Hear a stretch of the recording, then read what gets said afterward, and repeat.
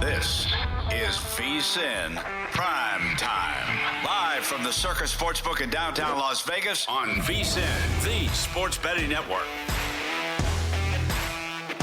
Are we getting close to the time to strike, Matt Youmans? It is VSiN PrimeTime. That's Matt. I'm Tim Murray. 22-17, timeout on the floor. Thunder have forced a couple of turnovers here, and they are now out to a 5.5-point favorite over the T-Wolves. Your number you were looking for was 7? Yeah, I was going to look for at least 7 or 7.5. I think now I'm going to wait for 8. Wait for 8 is my new cliche here. I'll take +8 if the T-Wolves get there. Right now, DraftKings 5.5 is the number, 224.5 the total. OKC minus 210 on the money line. And, we talked about this in the pregame tonight, Tim. This was a runaway in Game 3. Mm-hmm. T-Wolves were up 24-9, 11-7, 24-9, never a game. One of the easiest bets you're ever going to win if you play the NBA playoffs, Minnesota in Game 3. Tonight, we thought it was going to be a much different script, more of a back-and-forth game. That's what we've got so far. And we've got a 5-point lead for the OKC Thunder at 22-17. So I would say basically what we expected is what we're getting in the first quarter tonight. So if you can get a number of around +7.5, 8 with the T-Wolves, they're going to make a run. They're going to get back into this thing. I do think it's going to be a back-and-forth game all the way to the fourth quarter. I'm trying to find it right now. If there are DraftKings will do them from time to time. Here we go. Live player numbers. I'm curious. Anthony Edwards right now, his over/under, Matt, on points, because he has 0, 23.5. So it was 27.5 for pregame, coming off of the 30-point performance he had in Game 3. He's scoreless through the first 8 minutes. At what point do you maybe look at Anthony Edwards from a in-game standpoint to go over his point total? Right now, 0 points through 8 minutes, and it's down to 23.5. I'm just going to keep eyes on that and see. That's something worth looking at, but I don't know if there is something going on with Edwards. I don't believe he's got an injury, or he has not even attempted a shot yet. 8 minutes on the floor, has not attempted a shot, so this is a totally different Ant than what we saw in Game 3 when he came out and he just took over right from the start, and he has disappeared from the start tonight. Jaden McDaniels has 10 of the 17 points for the T-Wolves. His over-under now 27.5. It was pregame 20.5, and he is off to a great start. So the Oklahoma City Thunder, Matt, with a 5-point lead right now. Your live line sits at 5.5, actually down to 4.5. So some money coming in on the T-Wolves. Total out to 224.5 as that opened, or closed, I should say, around 219, and is now 224.5. On the ice, scoreless first period between the Florida Panthers and the Carolina Hurricanes. The Panthers trying to finish off the Canes, and your live number still sits as the Panthers a pretty significant favorite despite a scoreless first period. DraftKings has it -188 for the Panthers, +145 for the Canes, and this game closed 5.5 juiced under around -20, and right now in game over/under 3.5, -40 to the over. So a big move there on the total. And first period under, thankfully, getting there. And that series in Game 4, Matt, 2 unders, 2 overs in the first period of that series. Well, you got to be pretty happy, Tim. You bet the first period under 1.5. We're good. Cash. You sit back and don't sweat what happens in the Score a million points. Goals, I don't care. As SGA buries a fadeaway at the free throw line. The lead now out to 7, Matt, in favor of the Thunder. Total 5, or the spread 5.5. And looks like the T-Wolves are going to get a couple of buckets here as the live market is so much ahead of the game. We're going to get exchanging of threes between the T-Wolves and the Thunder here. So good start, though, for the Thunder, especially after a putrid first quarter against the T-Wolves on Saturday night where they had just 14 points. But right now, they lead 27-20 due to the Oklahoma City Thunder under 3 minutes to go in the first quarter. Yeah, I think Naz Reid hit that 3 for the T-Wolves. He was terrible in the first couple games of the series. That's one of those guys who's got to step up if Minnesota is going to extend this series or tie the series tonight and see if they can push the OKC Thunder to the limit here, like the Denver Nuggets did in the previous round, to 7 games. Jalen Williams just missed his first 3 of the game. He had been 3 for 3 prior to that. Jalen Williams, 13 points already in this one. So if you played over on his prop, you're feeling pretty good right now for the start that we've seen from Jalen Williams. 13 points already in this opening quarter. SGA has 8 points, so he is slowly kind of creeping up there. His over-under, we had talked about it from a pregame standpoint, Matt. Would this be a buy low opportunity on SGA in his player prop after he had just, 14 points in game 3? Yeah, but, it's the game 3, most of those guys set out the fourth quarter. Yeah. Right? Anthony Edwards did not even play in the fourth quarter, and I think that's one of those you kind of draw a line through. I thought SGA would probably come back with a big game tonight. There's a 3. The big ragu. Dante DiVincenzo, and that pulls actually right now we're at 29-26. Yeah, this is a so we never got to the magic number. We never got to 7.5 or 8. Might still get there at some point here. Well, boom, here comes an OKC 3 to make it 32-26. Man, yeah, this is if you bet under, and it's funny because I initially had looked under, Matt. Good God, I'm glad I did not do that. 231 and a half is where we are. This is a flying game right now. Both these teams are burying threes left and right. OKC is, I believe, now 5 of 9 from 3, and as SGA is going to step back and hit one on Rudy Gobert. 32-26 the score, minute and a half to go. 5.5 point spread right now for the Oklahoma City Thunder. Matt, coming up in less than 10 minutes, Matt Grissom going to join us. Really enjoyed talking to Matt when it comes to college baseball. Handed out some candy over the weekend, a couple of plus money winners on Saturday and Sunday. So as I like to say, good job, do it again. And Matt will join us here, though, as the bracket is out. Aaron Moore, also on VSiN.com.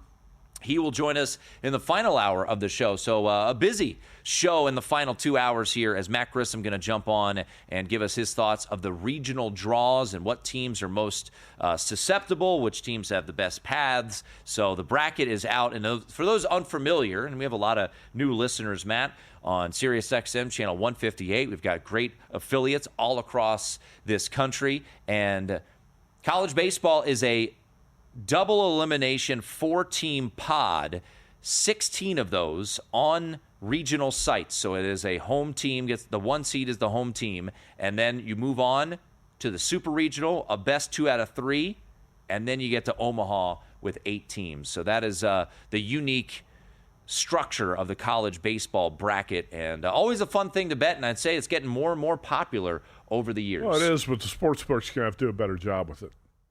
I was talking about a friend of mine who was trying to bet a Big Ten tournament game, trying to bet the total for $300, and a major sports book limited him to $45. How's the college baseball betting market going to grow if the books limit you to $50 plays? And that's not, a one-time thing. I know multiple occasions guys have been limited to really low bets. We can hype this stuff up all you want, but if there were some books, Tim, that in Vegas that didn't even put up lines on college baseball tournaments over the weekend, conference tournaments. So if it's going to grow, the books have to do a better job putting the product on the board and offering fair prices and taking better betting limits than what I've seen out there in the market. But today is not only Memorial Day, it's Selection Monday. Yeah. College baseball tournament bracket announced on Selection Monday, and we got 2 of the best handicappers on tonight to talk about their best bets, and Matt Grissom and Aaron Moore, the professor. Right now, the Thunder lead the T-Wolves 37-30. Getting close, Matt. Live line is 5.5. The total, like you keep mentioning, 235.5. That's right. Total just ballooning. Hopefully, you did not bet the under. I did. Yeah. There's Anthony Edwards driving and scoring. I believe he's going to have an and one opportunity here. And one. By the way, there was a terrible foul call against the T-Wolves that put Shai Gilgeous-Alexander at the line for 2 free throws on, I think, the previous possession or about a minute ago. Did you see the foul call, Tim? I did not. It was a really, really bad foul. This one thing that frustrates a lot of people when you watch OKC is that SGA draws a lot of – he flops a little bit. He draws a lot of phony fouls, and he baits the officials into a lot of foul calls, which, it's great for him. I think a lot of people who watch it get frustrated. He gets way too many free throw attempts on cheap calls. So here we go. We're going to get to the last seconds here of this quarter. It looks like on the live screen in the final 5 seconds, Thunder lead the T-Wolves 37-30. I don't know if there's a foul on the floor or what's happening, but the Live number is now 6.5, Tim. OKC up to 6.5-point favorite. Getting close to that magic number you were hoping to get, right? 7? Or maybe now 8. You're now looking for 8. I think the big thing here, too, is we are not seeing anything at all like we saw in Game 3 on Saturday. Nope. OKC showed up to play tonight, and the script has been flipped, and that's what we're seeing here in the fourth quarter. OKC was down 31 points at halftime on Saturday. Right now, going to lead by 7 after the end of the first quarter. 37-30 is the score after one quarter. Right now, the Thunder, who closed around a minus $1.50 favorite, out to minus 260 at DraftKings, and that live line 6.5 plus 6.5 at DraftKings is minus 20 in favor of the T-Wolves. Matt's got his phone out. He's going to look at that live betting screen there on his app. And while he does that, time to remind you folks that we've got a great deal going on over at VSiN.com for a limited time only. End of this month. It goes bye-bye, 14 months. You get 2 months free, $199. That's less than 50 cents a day. You get everything we have as VSiN Pro subscribers, your daily best bets, your betting splits, the NFL betting guide, the college football betting guide, everything and more, VSIN.com/subscribe. The promo code to use, PRO. Second period, Matt, underway in Sunrise, Florida. No score 2 minutes into that second period as the Florida Panthers looking to close off and close out the Carolina Hurricanes. Minus $1.88 are the Panthers on the money line, plus 145 for the Canes. Hopefully you bet the under in the hockey game and the over in the NBA game. The college baseball bracket is out. Matt Grissom joins us next.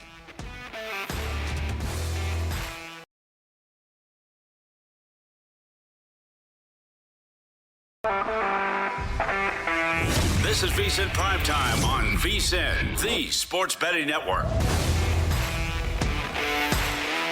Second quarter underway in Minneapolis. The Oklahoma City Thunder, a 37-30 lead right now over the Minnesota Timberwolves. At the end of that quarter, Matt, the number sat at 6.5 as now an easy turnover. As Zach Cohen pointed out on Twitter, the T-Wolves just do not take care of the basketball.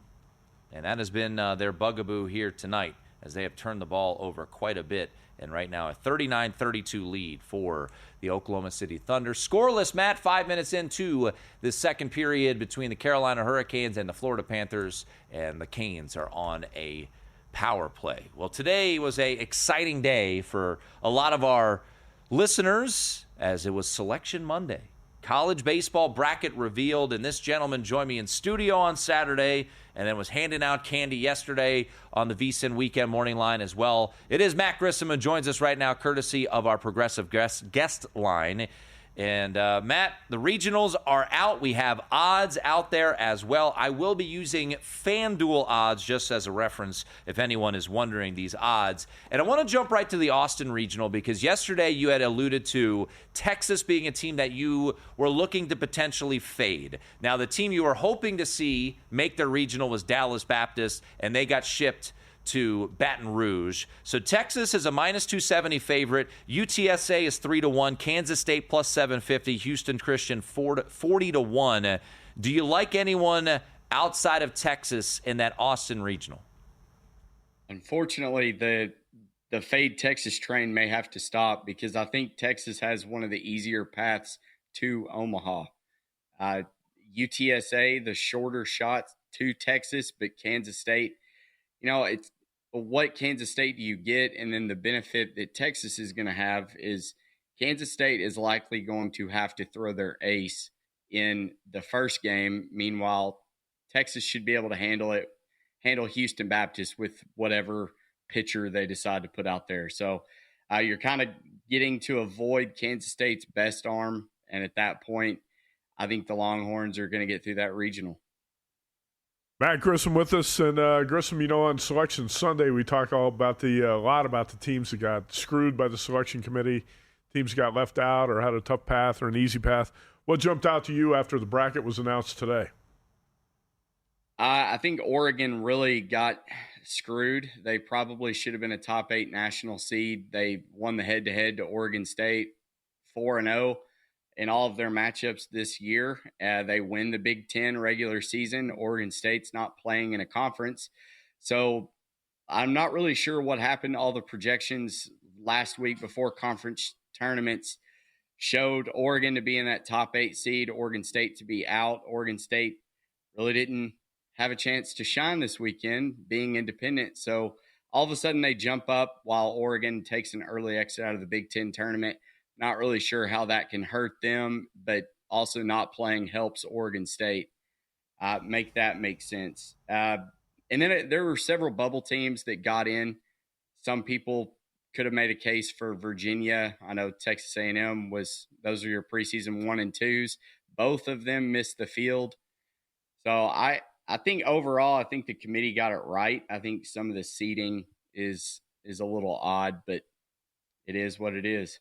Matt Grissom joining us here, getting ready for college baseball, and Matt's going to be doing some work for us at VSiN.com. We've already got an article up, courtesy of Aaron Moore, who's going to join the show a little bit later. You can always email us. I know that's antiquated and old, but we do have an email address, primetime@vsin.com. And Michael wants to know, can the Anteaters win their regional? What would be fair odds for Irvine to make the Super Regional? So for those wondering, UC Irvine is in the LA Regional against UCLA. UCLA minus 145 favorite, UC Irvine plus 290, Arizona State plus 360, and Fresno State 14-1. So take us through the LA Regional. Anything jump out to you in that one? It's, again, I really think UC Irvine could win it. The problem is, and I'm not that high on UCLA, I don't really think they should have been a host. But here we are. UC Irvine's going to throw Riley Kelly most likely in their game 1 against Arizona State, who's going to throw their ace in Ben Jacobs. This is just the tough part about being the 1 seed. You kind of get to sit back and hang back. Now, Fresno State may be able to play UCLA a little close. I mean, again, I'm not super high on this UCLA team. They've had moments in the season where they have these head-scratching losses. That could happen. UC Irvine is the best team to me in this regional, but the best team may not be in the best position to win it. I definitely think at plus 250, they're the best team in that regional to win it. Again, I don't know if they can because of the timing of when they're going to have to throw guys, but it won't surprise me if the Anteaters can make some noise. All right. How about the SEC in general? 13 teams in the tournament. How many futures do you have in pocket on SEC teams, and any you would recommend playing on futures at this point after watching the bracket draw? How much time do we have, Matt? I have a lot of futures on SEC teams, as well as a couple others. Florida State, North Carolina, Clemson are my ACC teams, and then I've got Arkansas, LSU, Tennessee. Bought in on Auburn and bought in on Vandy. I think at this point I've kind of diversified any of the profits I've made throughout the season. Thankfully, once again, it was a profitable season, but really something triggered with Jeff Davis, because I know that he sets all the college baseball lines at Circa, and I noticed that when regionals came out, Arkansas was plus 450 when I left town Saturday. Then he jumped up to plus 800. So that tells me that he thinks that Tennessee is probably more valuable because Tennessee was plus 900. Those two are going to have to face off in the Super Regional, which would make for a really awesome Super Regional because of the coaching relationship between Dave Van Horn and Tony Vitello. The fact that Vitello is now 1-1 and Dave has not. We just saw this series, though, the last weekend of the regular season in Fayetteville. Arkansas won 2 out of 3 against Tennessee. Will that happen in the Super Regionals? I'm not sure. But somebody went and hit Arkansas plus 800 because it immediately dropped back down to plus 6. That's actually playable, in my opinion, at this point, because you look across the board, they're plus 400, 425, 450 everywhere else. So I think Jeff's kind of giving you some value there on the Razorbacks, because I do think they get through the regional, and we've seen them beat Tennessee once. I think they could do it again. I'm talking once again to Matt Grissom, who joins us courtesy of our Progressive Guest Line. Regionals are out, 16 regionals, and just looking up and down, Clemson is plus money to come out of their region. Southern Miss is only minus 105. So when you look at the hosts in these 16 regionals, who, in your opinion, is the most vulnerable? I actually like Clemson plus 150 to come out of their own regional. I think the Tigers are good. Eric Bakich has been here before. He has fallen short the last couple of years, but so have a lot of other teams that are really talented. I go over to the Athens. You look at Georgia, they get Duke and Oklahoma State. I would equate Georgia to where Clemson is as far as the ACC teams, yet Georgia's minus 300 to make it out of theirs. Duke, one of the top, actually the top Power 4 team or Power 4 conferences in weighted runs created plus. That team is going to pose Georgia's bad pitching staff a lot of problems. Georgia, at one point in the season, they were 15th out of 16th in team ERA out of the SEC. That's not going to cut it. That's not how you make it to Omaha. The pitching has gotten better, but it's still inconsistent when you match them up against a top offense like Duke. And then Oklahoma State, who also has really good pitching. It's not going to surprise me if Georgia doesn't make it out of their own. And the fact that you have to lay that much just it screams fade. I would be all over Oklahoma State or Duke in that case. And then to hit one more, I'm trying to remember where. I wish the sports books would sort it easier for me. I'm going to let you which region you looking hop at? in, and then I'm going to hit something else real quick. Grissom, I was going to ask you quickly, are you able to find enough outs and get good limits you want to bet on all these college baseball markets? Because I know a lot of people who struggle to get respectable limits on these games. Yeah, we've got Oaklawn here, and then we've got Bet Saracen, both independent Arkansas casinos.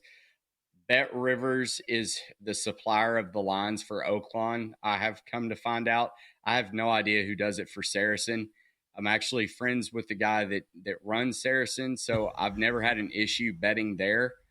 And then Bet Rivers and then, of course, DraftKings. We're just a hop, skip, and a jump away from the Tennessee line, so I can get over there and have access to Hard Rock and FanDuel and Matt, DraftKings as well. We'll be calling on you, no doubt, as we get into the Super Regionals and to Omaha. Always appreciate it, man. Thank you. Florida State, even money to make it out of their own regional. That's easy. Okay, there you go. Florida State, riding with the Noles.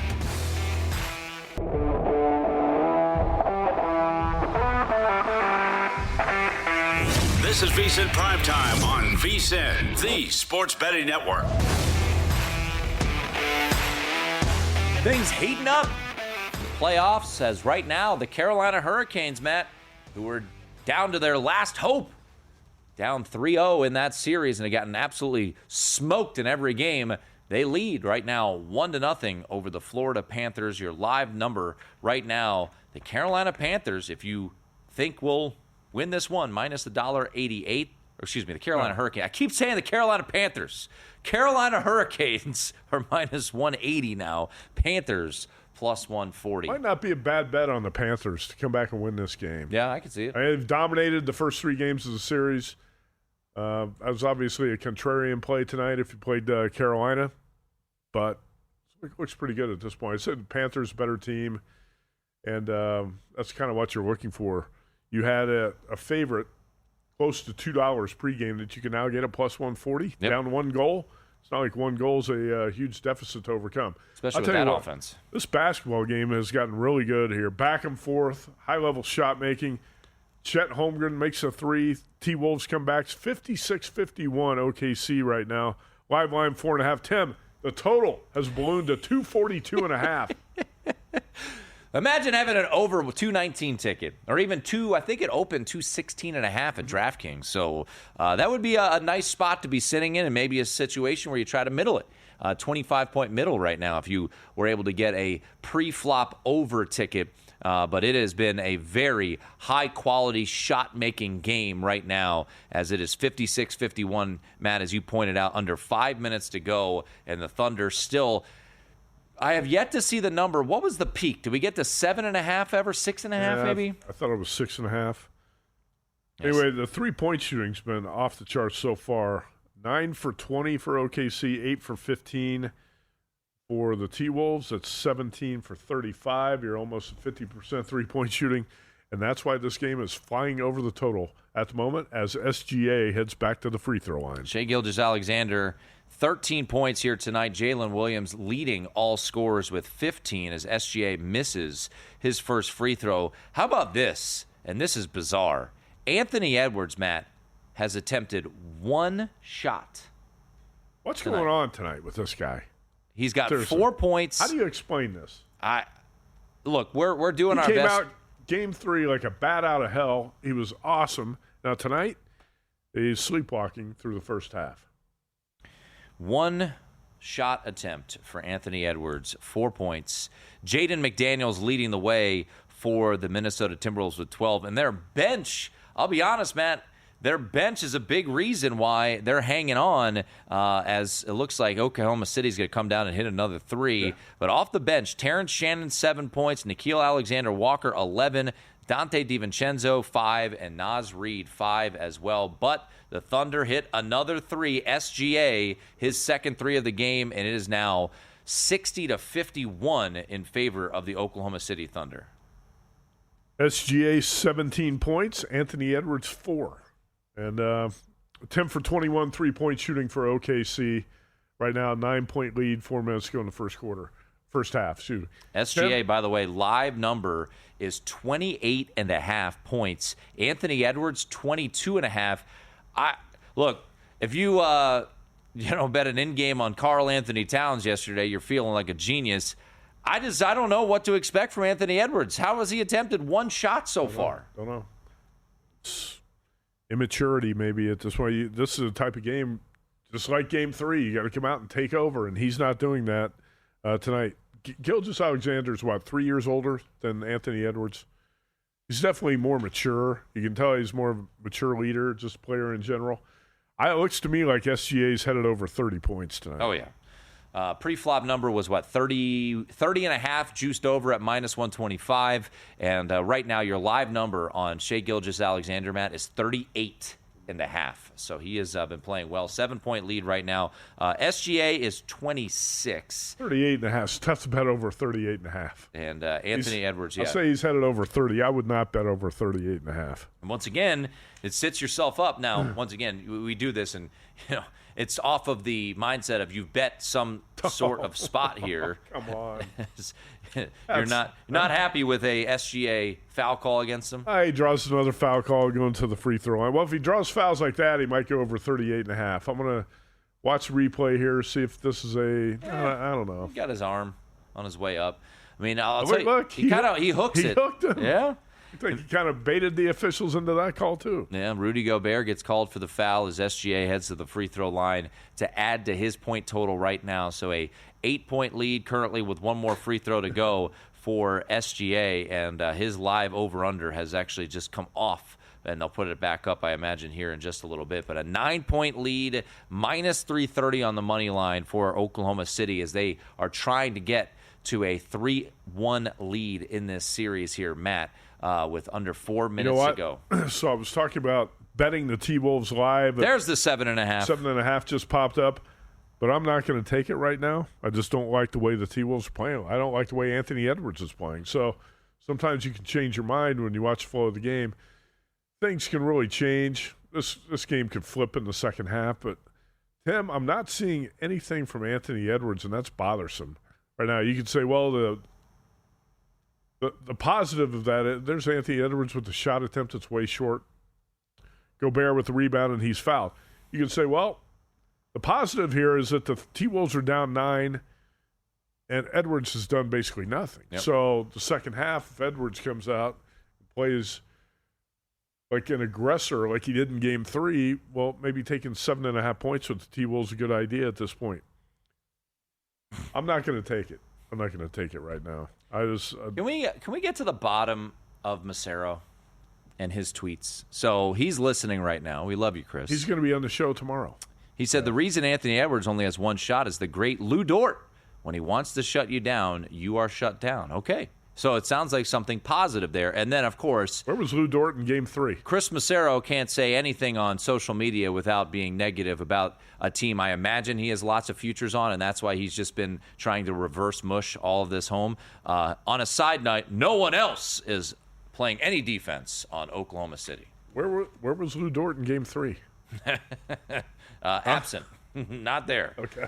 Yeah, but 62-54, the lead right now. Yes, Mr. Massaro, who we should have his segment tomorrow sponsored by blood pressure medicine. He needs to.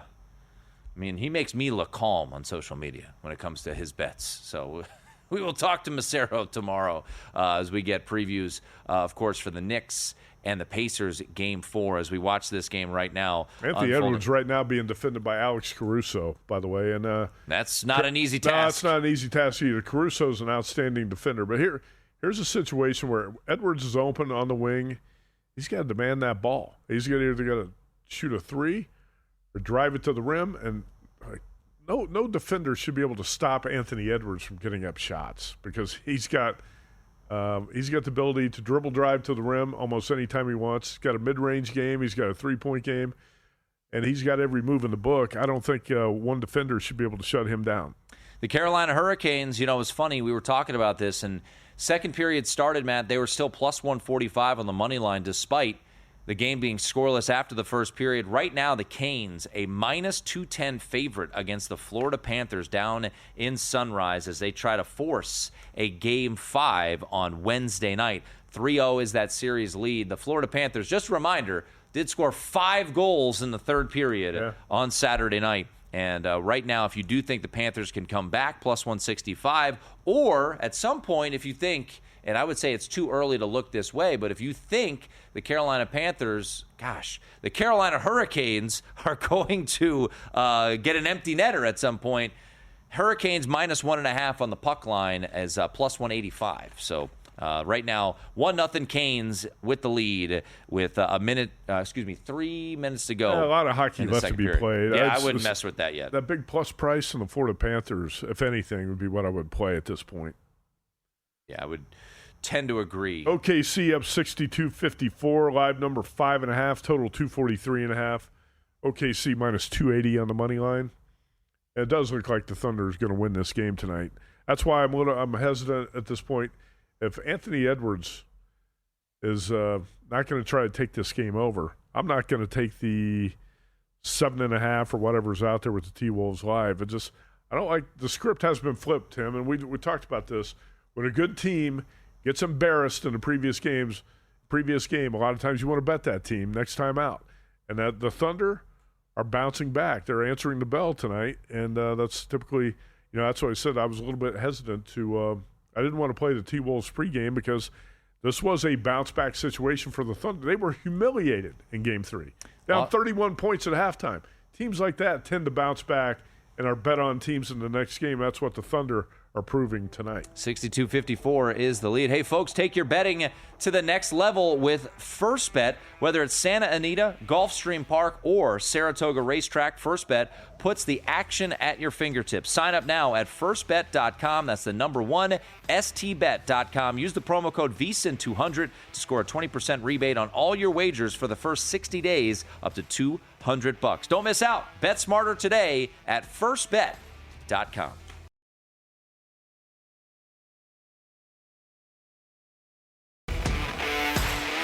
Minute and a half to go in the first half. I almost said first quarter.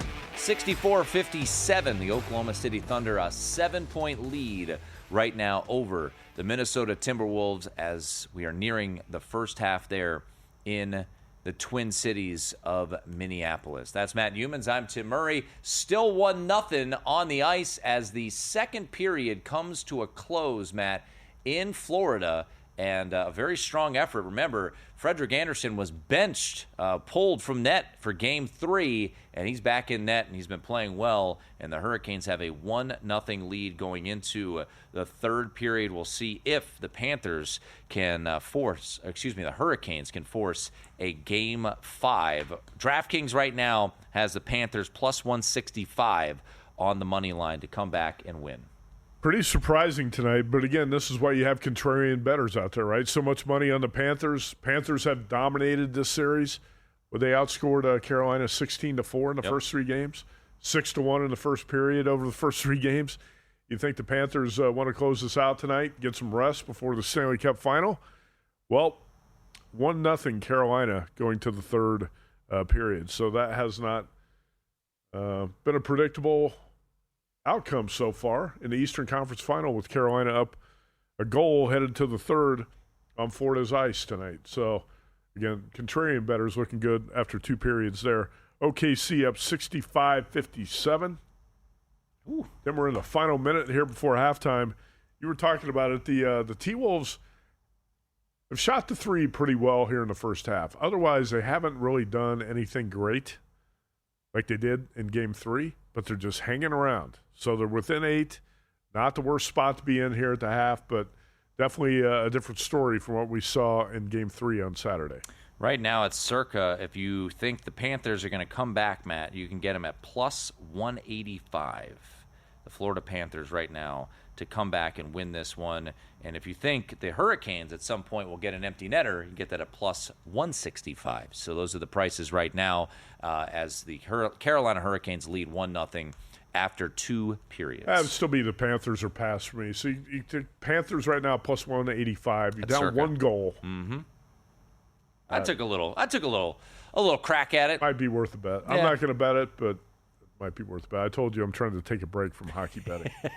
It's too stressful. Didn't want to ride with me on the first period under today, baby. Live vicariously through your bet there tonight. Congratulations. You got that first period under in. I've done pretty well in hockey betting in the postseason, but, man, it's stressful. I've actually done much better in hockey than I have the NBA. The NBA has been a bit of an enjoyable experience. However, you and I both had different bets, but both winners on Saturday in this series. I had first half. You had full game on Minnesota. I've got nothing still on this game. And right now, 65-57. I will be curious to see how this half ends, Matt, and it's going to end with no more buckets here. So 65-57, Matt, is the halftime score. We saw the total get as high as 241, I think I saw. It's dipped down a little bit. So right now we're at 233.5 at DraftKings after 1 half of basketball. I think the highest total I recall seeing was 242.5. Is that what the peak was? Okay. So we're at 234.5 right now. Mm-hmm. I think the highest point spread live was, 7.5? That's the highest I saw. Yeah, and we're at 6.5 now. Money line is minus 345. I haven't seen anything here to make me want to jump and bet something live.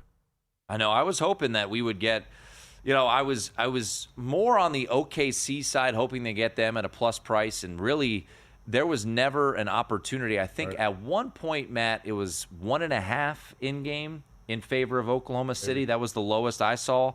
But right now at the break, Shai Gilgeous-Alexander, who's over-under tonight, was 30.5 at DraftKings, juiced over. He's got 21 first-half points. Jalen Williams got off to a great start. Has slowed down a little bit. He's got 15. Chet Holmgren sitting there with 10. The shocker of all, though, Matt, is that Anthony Edwards has 4 points. He has just 2 shots so far in this game. And we just saw a possession moments ago that it was Alex Caruso guarding Anthony Edwards. Lou Dort was on him a good chunk of that first half. 18 minutes on the floor, a team-high 18 minutes for Anthony Edwards. 2 shot attempts so far for the Ant-Man. Yeah, I don't think any one defender is great enough to hold that guy to 2 shot attempts. He's got to come out with the mindset he's going to be more aggressive and get his and force the issue here in the second half if the T-Wolves are going to win this game. You know what? If you bet Karl Anthony Towns points prop last night, you probably were not feeling good about it going to the fourth quarter. He had 4 points going to the fourth last night. And Tim, how many points did he put up in the fourth? 20 points in that fourth quarter as the New York Knicks, for the third time this postseason, Matt, came from 20 down. All 3 of those wins coming on the road. Games 1 and 2 against Boston, and then last night, Game 3 at Indiana, 106-100. Jalen Brunson following the win. Speaking of that prolific fourth quarter. Honestly, just focusing on the moment and in my mind, and not really worrying about what's happened previously. And yeah. I mean, the funny thing is, Matt, is that was Jalen Brunson. I mean, Jalen Brunson, I'm not going to say he didn't do anything, but he was sidelined for a while because of that fifth foul. That fifth foul was trash. That was a garbage call. Put him on the bench with 5. And he was 10 for 10 at the free throw line last night, but didn't shoot it great. He was 6 for 18. Tim, 1 for 5 from 3. Brunson had 1 assist last night in 31 minutes. That was not one of the better games you're going to see him play. Again, he made his hay at the free throw line last night. Had a big shot in the when it was tied at 98. Floater in the lane? Yeah, tied at 98. Hit a big shot there. Shot. Yeah. But all in all, for over 4 quarters, not one of the better games you're going to see Brunson play. He scored 30-plus points routinely in the playoffs, finished with 23 last night, making a living at the free throw line. But Karl Anthony Towns turned this into a series. The Knicks looked like they're going to be dead, down 20 in the first half, down 10 going to the fourth quarter, and this guy buried some incredible shots. And Cat lifted the Knicks up and gives us some hope over 5.5 games for the series. Knicks series bets aren't dead yet. I still think the Pacers are going to win game 4. I'll say the Knicks win game 5, and then who knows what the hell is going to happen. We head back to Indianapolis for 6, but I do like the Pacers in that spot tomorrow. Hey, the Pacers fell asleep at the wheel, up 20. Probably should have won that game last night, Tim. Karl Anthony Towns goes crazy in the fourth, and as Rick Carlisle said, you can credit the Knicks defense, but the Pacers missed a lot of open shots in the second half last night. Tyrese Halliburton, 2 of 8 from 3. Miles Turner, 1 of 6 from 3. We talked about a big shot that he had open from the top of the key, did not go home. Tyrese Halliburton, following the 6-point loss last night, Matt talked about how the Knicks bench came to play. Miles McBride had 9 points. Josh Hart thrown to the bench after the lineup change. So strong effort there from the Knicks bench, and Tyrese Halliburton gave them their kudos last night. I mean, with other guys playing, those are, I think those, especially all 4 of the guys who played off the bench are really defensive guys, and they come in and wreak havoc. And I thought we just didn't do a good job of, continuing to play fast. I felt like I did a poor job of keeping pace in the game, especially in the fourth there. I felt like I was walking the ball up every play. So I know it's a big area of improvement for me. I already know that's what I'm going to see on the film most of the time. So just got to do a better job of keeping pace in the game. Obviously a 42-point half isn't us. So we'll see what we can do better there, and we'll improve on it.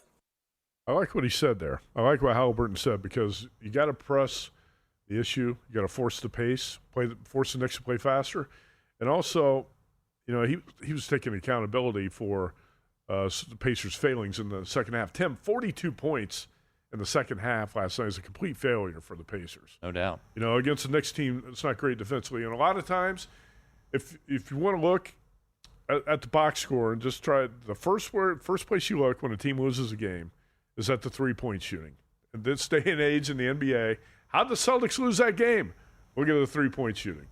How did the Pacers lose game 3 on Sunday night, Tim? How about 5 for 25 from 3-point range? 20%, not ideal. And the bench, as Tyrese Halliburton talked about, who had Landry Shamet coming in for 11 minutes off the bench, hitting a 3 and being a plus 12. Sometimes a plus minus, a little bit of a wacky statistic, but yes, Landry Shamet coming in and giving a couple quality minutes. Hey, folks, just a reminder, if you're headed out to Vegas this summer, no better deal out there than the all-in at Circa Las Vegas Ultimate Getaway Package. It's $400. Here's what you get. 2-night stay at Circa, $100 dining credit, $100 beverage credit, and your very own daybed at Stadium Swim. All for just $400. Resort fees and taxes included. This limited time offer has already begun, Matt, and all the way through September 4th. So if you're coming out to sign up for Circa Millions or Circa Survivor, why not take part of the all-in summer